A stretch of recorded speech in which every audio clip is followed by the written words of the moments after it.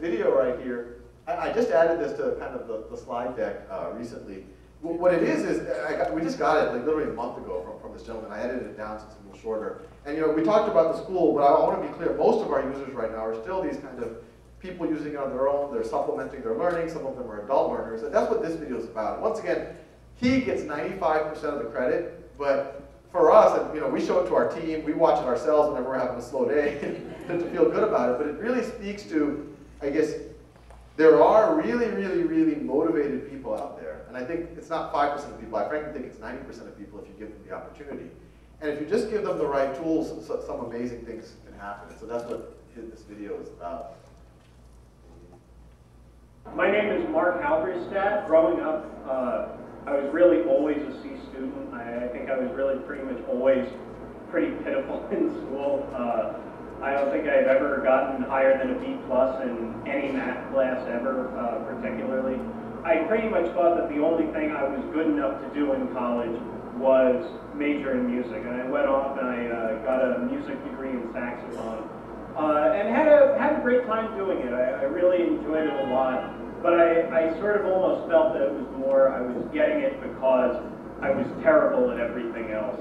Kind of worked as a saxophone player for a few years, but sort of knew that I really, you know, wanted to do more, I guess. I knew that I really wanted to, really what I wanted to do was do electrical engineering, do more hands-on with math and science types of things. The last thing that I remember seeing in my mathematical career in high school was the last thing that I remember completely not getting was trig identities. So I went to YouTube and I did a search for trig identities, and the Khan Academy was the first thing that popped up. Watched a bunch of videos in the trig playlist to kind of get caught up to speed. I watched all the videos in the calculus playlist. I watched all the videos in the physics playlist. Watched a bunch of videos on dividing decimals and even on subtraction by borrowing. I watched a lot of videos on arithmetic. And anyway, that was in 2007. I did that until the fall of 2010. In the fall of 2010, I took a leap and I decided to go back to school and get into a degree program. And I went to Temple University, majored in electrical engineering, getting a second bachelor's. And I guess I'm making this because I just finished my first full year at Temple. I got perfect scores on both my calc final exams and also on my chemistry final exam. I ended calculus, chemistry, both calculus classes, Calc 1 and 2, and chemistry with an average higher than 100%. There are some Khan Academy videos that I probably listened to the same concept over 20 or 30 times. And there is no tutor in the world I could have paid to have sat next to me and repeated the same thing over 20 or 30 times without at least getting a little bit judgmental, or at least like, oh, well, this guy really is never going to get this concept, we should just give up. Where the understanding really happened was watching those videos and also working through the Khan Academy software and everything. The impact for me in my life, I really see it growing exponentially over the next 20 or 30 years. So, from the bottom of my heart, thank you.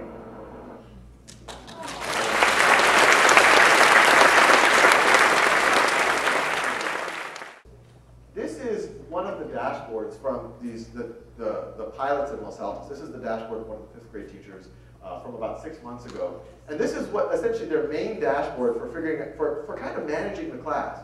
So what's happening is every student's working at their own pace. Each row on this report is one of the students. I've blocked it off for privacy. And each column here is one of those modules that you saw. You can see exponents 3 or linear equations.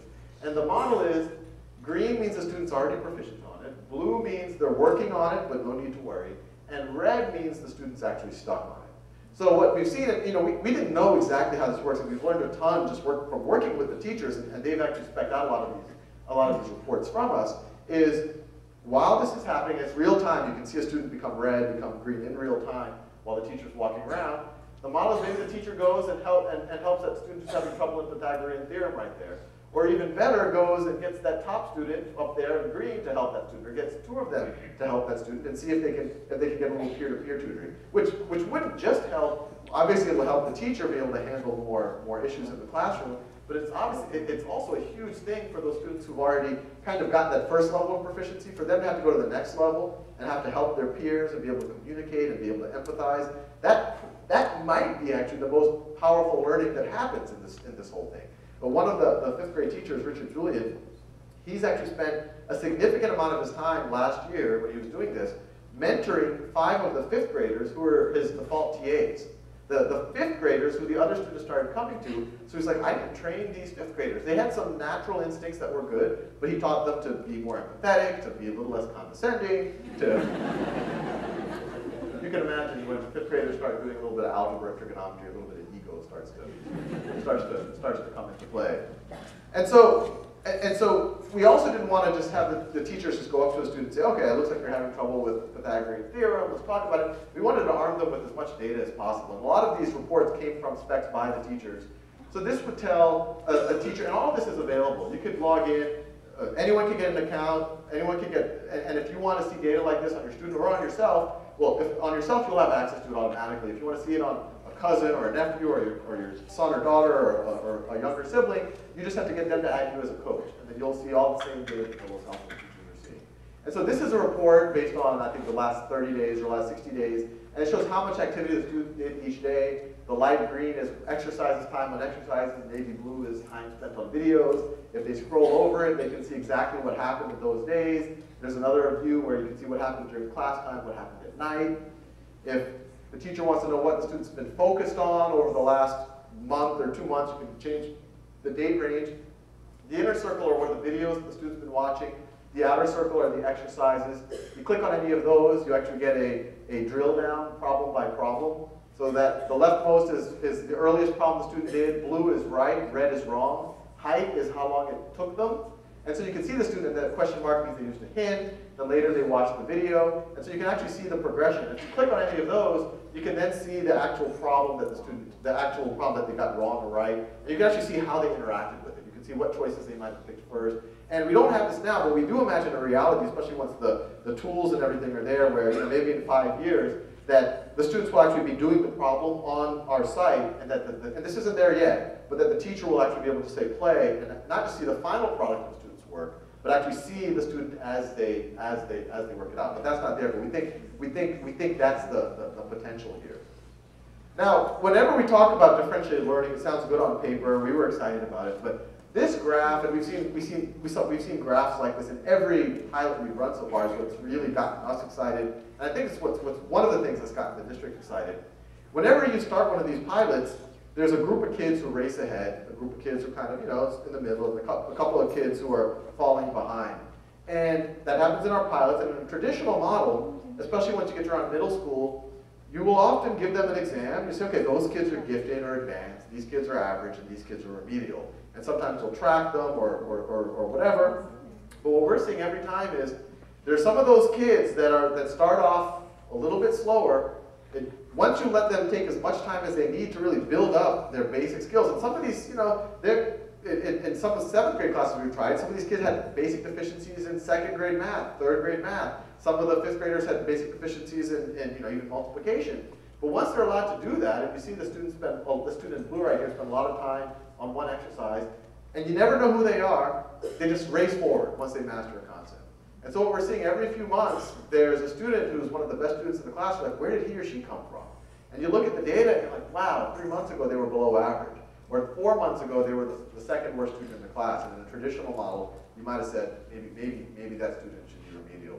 The other interesting thing is, even those advanced students, what happens is even they have some basic weaknesses, and they've gotten very good at kind of working around them, like, kind of, because they are fundamentally talented, and they're very confident in their abilities, but they might have a little bit, I don't know exactly what happens there, they can work around it. And what we found is when we have everyone work at their own, from the beginning, from the foundations, even those traditionally strong students, you can see it in the data, sometimes they spend a little bit more time than you would expect on some of these basic things. Even they are filling up their gaps. That's probably the case if they got maybe 95% in third grade, and that there was a 5% special case that they never mastered.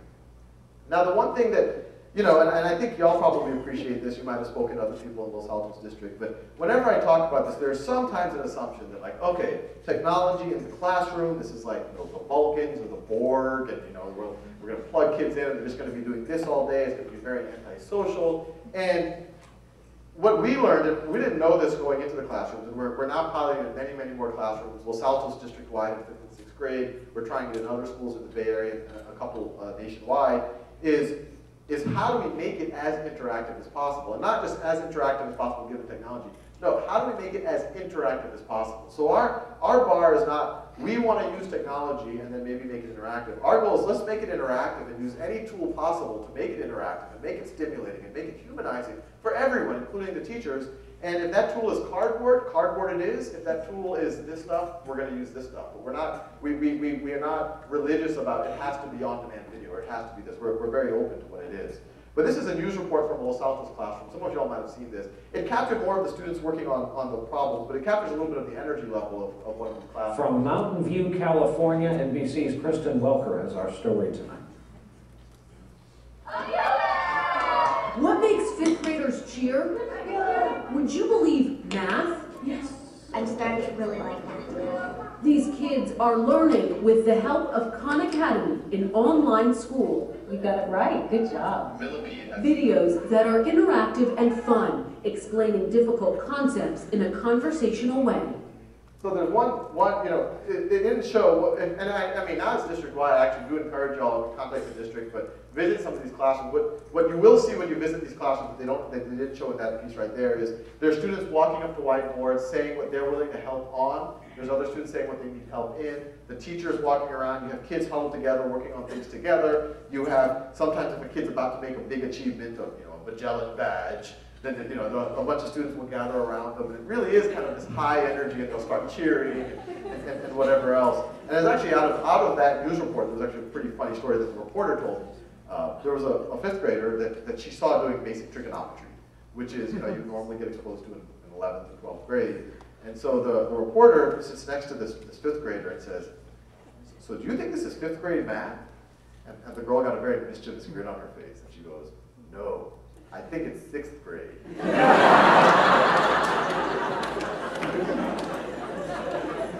She's in for a pleasant surprise.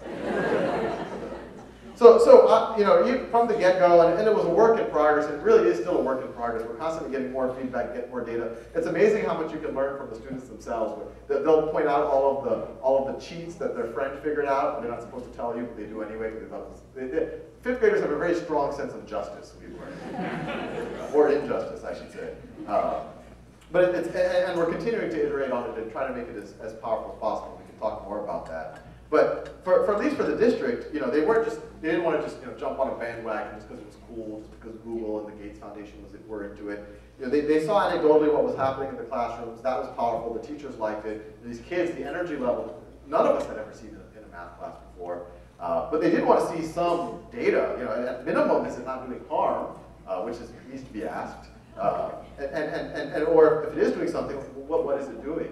And so we didn't do like a rigorous study, but the 2 5th grade classes and the 2 7th grade classes. The 2 7th grade classes were actually the algebra readiness class, which is students who are tracked into kind of a slower math class. The students who are, you know, the below average that traditionally get tracked that way.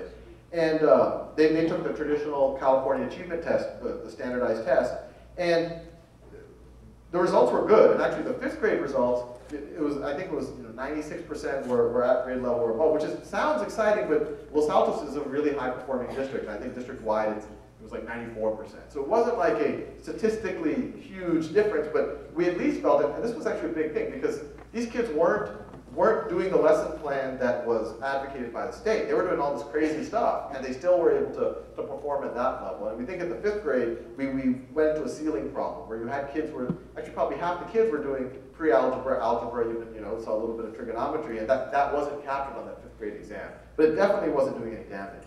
What was really powerful, what blew us away, and what I think the district got very excited about, was the 7th grade data. And this is the data that they saw. And remember, so in 2010, with that group of students, and this is essentially the assessment that placed them in that algebra readiness class. In 2010, when they took it, 23% were proficient. None were advanced, obviously, because they wouldn't be in that class otherwise. 23%, that's the top bar right there. 23% proficient, 47% basic, 23% below basic, and 6% were far below basic. And then you fast forward to 2011, this was like, literally 6-7 months on it. And we can't take all the credit. Courtney Caldwell, the teacher, she's a rock star teacher, so it really is hard to separate. But what we saw, none of us had ever seen before, so it was a pretty powerful result. At the end of 6 months, the same group of 7th graders, this algebra readiness class, from 23% the year before being proficient or advanced, none were advanced, you had 6 plus 35, you had 41%. So you almost doubled the number that were proficient. You had 6% that were far below basic before, now we had none that were far below basic. And this is the really, I think, powerful thing here, the really exciting thing is that leftmost bar in the 2011 number.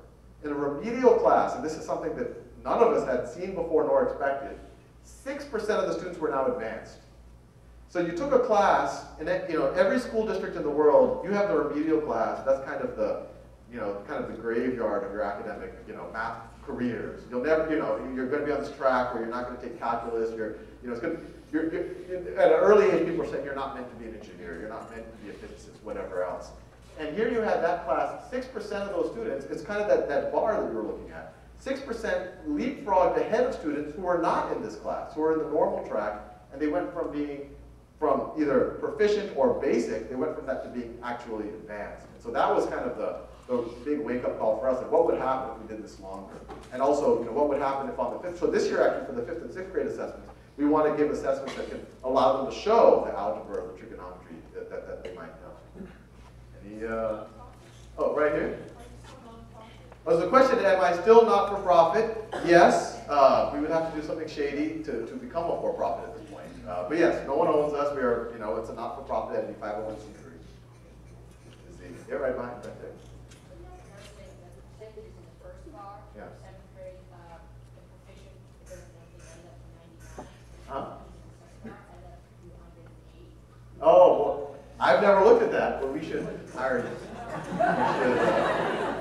Well, I'll look. Oh, okay. Oh, okay. Oh, okay. Good catch. Yeah, right here. Do you have any courses on SAT or ACT? Yeah, so any questions on SAT and ACT? So yeah, there are, so first of all, like just the exercise framework, it was kind of, actually the original set of modules was kind of in my cousins in mind, but making sure they at least had that scaffold that they wouldn't be surprised by anything on the SAT. And actually, on the previous version of the SAT book, and I think out of the 10 practice tests, it overlapped with 7 of the current version of the SAT book. I literally did every math problem on videos. So there's 405 SAT math problems done on Khan Academy with 3 per video, where you can just look it up and do it. And I haven't done ACT, but I've done it for the GMAT. There's like 405 GMAT work examples, or something like that, 400 or 500 like that. But yes, and we wanted to do more of that. Yes, So when is Khan Academy going to replace the SAT? So the question is, when is Khan Academy going to replace the SAT? It's an interesting question, actually, because we're all used to this kind of SAT-like assessment or the final exam type of assessment, which are these snapshots. On that day, how did you perform? And if you think about it, every time you interact with the Khan Academy, since we are capturing when you did the problem and how long it took you, that's a form of assessment, but it's kind of on some level it's deeper, but it's less high stakes. It's not just dependent on how you did that day. It's a narrative of how you've done over many, many years.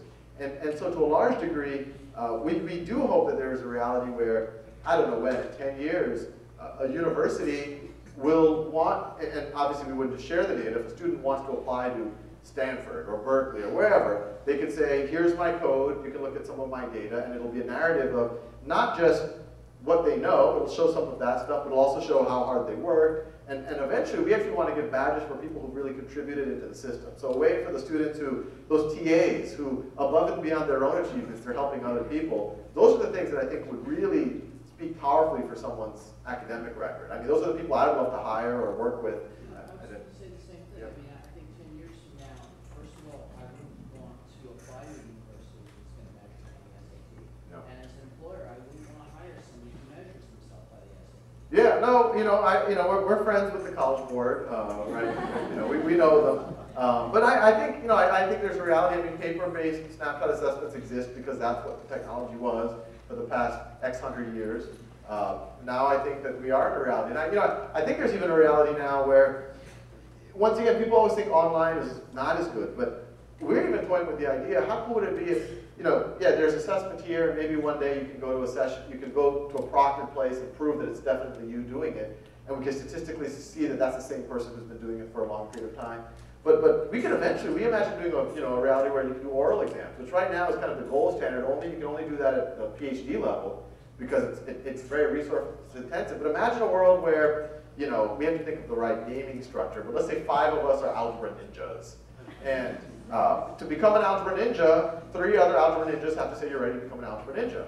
And you do some problems, and then you apply to be a ninja, and then we just get together over Skype or Google Chat or whatever Hangouts, and then we do literally an oral exam. And then now you have 10 algebra ninjas and 50, and then you can actually scale up a very, I think, robust assessment platform, but you're using everybody to participate in. So that's completely on the drawing board, but it's I think the direction that we could eventually go. We don't know what this thing's going to look like in 10 years or 20 years, but assessment is an interesting piece. Right here? You mentioned the story of the 5th grade girl who thought she was in 6th grade math. What do you think happens when you take somebody from that environment into an environment where they're not using Khan? Yes, the question is what happens, let's say, you have this environment where people are all going at different paces, some of the kids are racing ahead, some kids are building their foundations. What happens if you take them into a non-Khan Academy environment? I think they'll be bored or frustrated. And I mean, that's, it's a not-for-profit, so this isn't making me rich or anything, but that's the kind of fun thing about this is once you start, it's kind of hard to shut it down.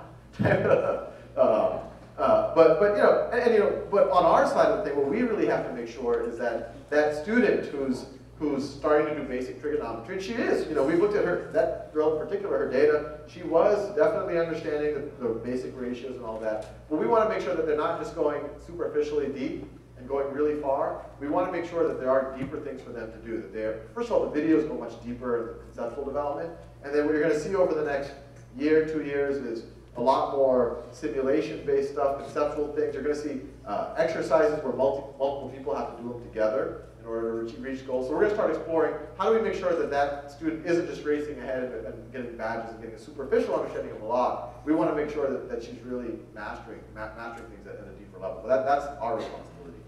You're right here. Do you think that those things need to be implemented at the high school level, and what would be the challenges to doing so? The question is, do I think the flipped classroom or whatever could be implemented at the high school level, and what would be the challenges? So there's one differentiation I'd like to make. So the flip, at least the way it's been used in the press and all, is about this idea of watching videos at home and doing exercises in the classroom, which I think by itself, that's a powerful thing. But that still is, we're all going to go with the same schedule. It just changes what happens. What we're advocating is everyone work at their own pace. But to do just the flip, that first phase, I think it could completely be done at the high school level. In fact, I mean, the videos are already there. And our videos, and you could use other videos too, but our videos already go well into college calculus and linear algebra and differential equations and physics.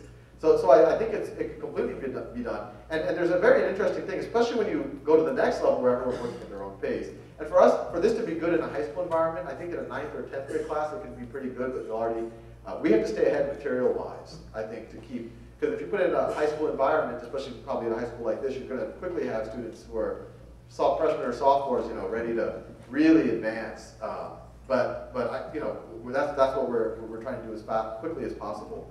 I think there's no reason. One interesting experiment that's happening. There's a independent school in Los Angeles that they wanted to do a pilot. We're like, okay, you guys are a fancy independent school. You guys have to really push the envelope if we want to work together. And so they're an all-girls school, Marlboro School in Los Angeles. And since everyone's working at their own pace, it starts to say, well, do you have to separate people by age group even? And so they have 7th grade through 12th grade girls all in the same classroom, all working at their own pace, tutoring each other and helping. And so my honest opinion is I actually think it works better in high school because then people have a little bit more maturity. And middle school is like Lord of the Flies. It's not, maybe it's better out here, but in Louisiana, right over there. Okay.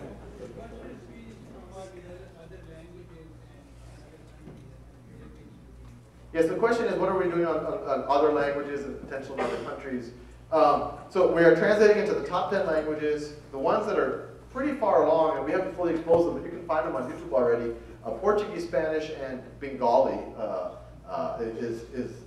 and I'm actually, my mother. Just the audio or also the map? Oh, so the question is, what are we translating? And we shouldn't just call them translating. So a lot of them have subtitles, which is kind of crowdsourced. The next level is dubbing the audio, and it works good because you don't see a face. It's not like a bad kung fu movie. It's like, so for Spanish, it actually works out pretty good. But in a lot of languages, they actually are redoing it. They're reteaching it. You have someone who's like watching my 10 minutes, it's like, oh, I can do that, and they're redoing it. So we're doing that in Arabic and in Mandarin. They're essentially redoing the videos. So that's happening. We want to sort of say, we think Spanish is really powerful even for the U.S. Even in that 7th grade class, there were a few students who didn't speak English. There's one student in particular who had very little English understanding, so it would be powerful for. But he seemed pretty good at math, so it would be, that shouldn't hold it back at least. And so the translations are our priority right now. Eventually, we also want to localize the software so it can be used. And there are people who've taken it and made offline versions, but we do imagine a reality of 5 years or 10 years where there's kind of an appliance that you can take someplace, maybe it's solar powered or who knows what, and it is kind of a school in the box because as powerful as self-paced learning can be in Los Altos, you go someplace like rural India, and even if you have the resources, it's hard to find teachers, and even if you find the teachers, the kids might not show up because they have other things. And now if you allow self-paced learning, then it kind of frees up all of that. Right there. Yeah, with so many hits, did YouTube ever try to capitalize and place ads on your site? Yeah, so the question was, so many hits, has YouTube tried to capitalize or place ads? I'm actually good buddies with the guy who runs monetization at YouTube.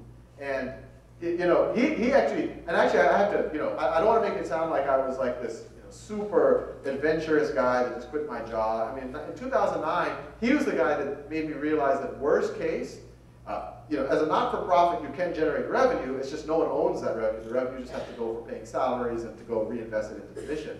And so he's like, look, at the rate you're going in a year, if you turn your ads on, you could be, the revenue to the site will be $60,000, $70,000. And so that's actually what made me feel like I wasn't completely ruining my family's future by doing this.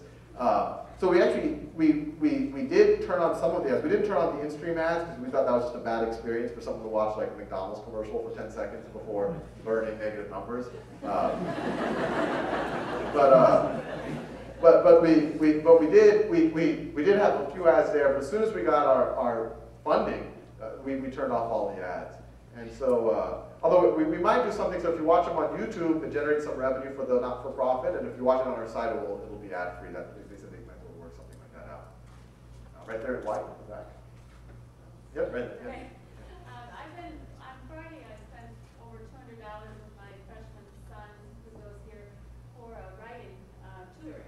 And I'm wondering if you've looked at interactive feedback and possibly volunteer tutoring from people that could. Yeah, no, so the question is writing. What to do on the writing front, or will this even work for something like writing? We don't have writing material. I think we'll probably start doing kind of the building blocks of that, grammar and vocabulary sooner than later. And keep a lookout on Wednesday. We're going to announce we have some art history videos, not made by me, but it's by me. Some pretty amazing art history videos.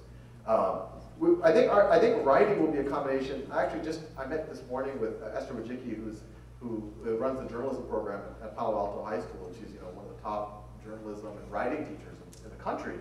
And so she might be interested in making some videos. We think there could be some basic, how to write, kind of the equivalent of the lecture. But the real power would be eventually, and we're not doing it now, but I could imagine a future where there's writing assignments, you can write stuff there, you can review other people's writing, you'll have many people reviewing your writing so you can get critical analysis of it. And then not only are you able to iterate on it, once again, you shouldn't just get a B on a writing assignment and move on to the next writing assignment.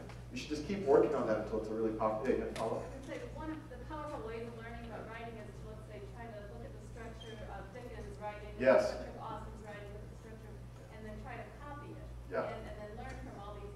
So that's something that could be done. Yeah, that'd be powerful. And we're completely, I think at the older students writing, and I think for the younger students reading, these are huge gaps. I mean, especially it's powerful in this country, but especially powerful in the developing world. Because, you know, it's nice to learn algebra, but you need to learn to read too, and that's a major problem. So it's not something we're doing today, but you know, our tagline is a world-class education, not just math and science. And we do eventually hope to crack that nut somehow. Right here in front. How do you want something like setting up a word problem? How do we do something like setting up a word problem? So, you know, these are, right now what you see on the knowledge map are automatically generated questions.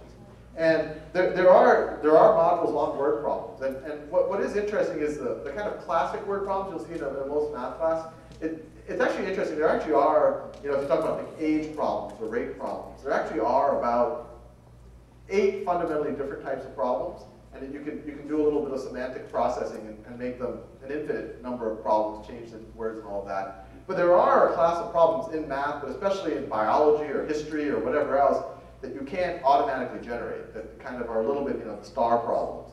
And so what we're hoping to do over the next year, and we're really just starting to design it right now, is create a repository of static questions that can be interspersed with the automatically generated ones. And one, that'll make this powerful, but it also serves the need. I mean, it's kind of crazy that every teacher, every professor in the country right now is writing their own questions, or has to go to McGraw-Hill and buy some number of questions. So we think there could be a reality where you have all these questions, say, in American history, and a teacher could just take the students to the computer lab, say, give me 50 questions with 95% chance that all of my students finish in 50 minutes. I want the curve to look like this, and I want every student to see a different set of questions, but they're statistically equivalent. And then they just get the results. I see a future of that, and there's no reason to technically it's very doable, but we don't have that yet. All right, there in the corner. What you've shown here is a very efficient way of learning skills, I call skills, but some of the harder problems really require creative combinations of skills to think critically and work things out that no one's ever really figured out. Right. So I'm curious if you've thought how this concept might translate into teaching problem-solving skills. Yeah, no, so my ideal reality, my son is almost 3 years old now, and what I want for him, and really what I was doing with the summer programs, and this is another thing that we really want to emphasize is, the value of Khan Academy isn't that we think that what Khan Academy is doing is the highest order of skills. Well, we think this is powerful, and we think we're in the first inning, and we'll hopefully iterate and get better at it, is that we can really build someone's toolkit, their set of skills, if you will, and so when you have that scarce class time, that resource, that scarce resource, that's when you can do these projects, doing the trading simulation with kids with risk, or the robot sumo wrestling, or or whatever else. And so we are seeing that we're trying to encourage that in as many of the pilot classes as possible. So even in the Los Altos classes, you'll see their math classes. It's not all this. It's 20 to 30 minutes of Khan Academy. The kids are also doing it at home a reasonable bit. But then what it's done is, in most of them, it's freed up about 30 to 40 minutes every day, where the teachers are able to do more of those higher order kind of integrated, even engineering type of things. And this is kind of there's a heated debate in like math education, science education between kind of the more classical academic stuff, the skills or whatever you want to call them, and then the sometimes it's called project-based learning or constructivist learning, all of this type of stuff.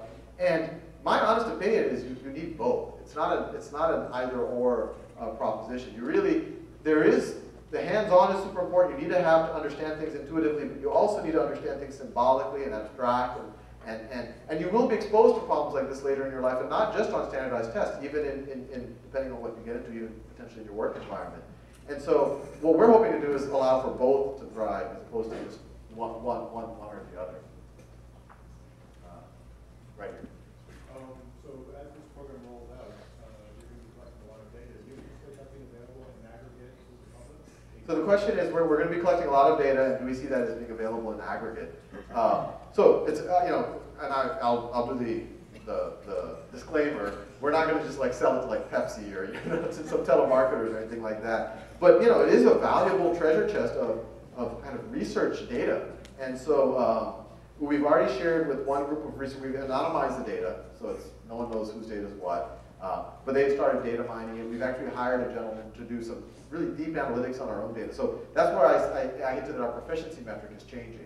Instead of just being 10 in a row, we're actually able to start looking at Well, what's the probability that this student will be able to do this type of problem in 3 months, in 6 months, in 9 months, and what about in a mixed context environment? It's one thing when you're doing the same type of problem. What about when you have to do context switching? And our metric for proficiency is it's a 95% chance that they're going to be able to do it in 3 months. So we can start to get really analytical about this type of thing. But we actually are building an API we use for ourselves, but we hope that the next generation of education researchers say, you know, instead of me in a vacuum doing my own little new way to give practice for fractions, I can use their API, build a little module. We'll put 10% of the 3 million kids in front of that, and you'll get real-time data, and your PhD will be done. Yeah, so how do I interlock the Xbox and Khan Academy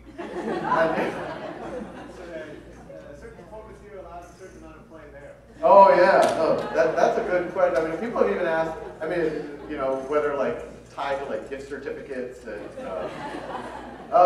you know, it's all on the table. We've entertained all of the above. I mean, there might be a potential where corporate sponsors get discounts if people achieve certain things on it. But what we have to be careful with all of those things is, I mean, I think it's fine within a family where a parent can kind of provide incentives. All the other ones that have some monetary value that people will start gaming it and it'll kind of cheapen everything. But you know, the only way I guess the best way to do it right now is you could be a coach for your maybe your spouse is who you're talking about. You could be a coach for them, and you can see how they're doing, and you can say if you get this many, you know, achievements, or you get this, you know, well, you can, you know, so yeah, they're not tightly linked just yet, the Xbox.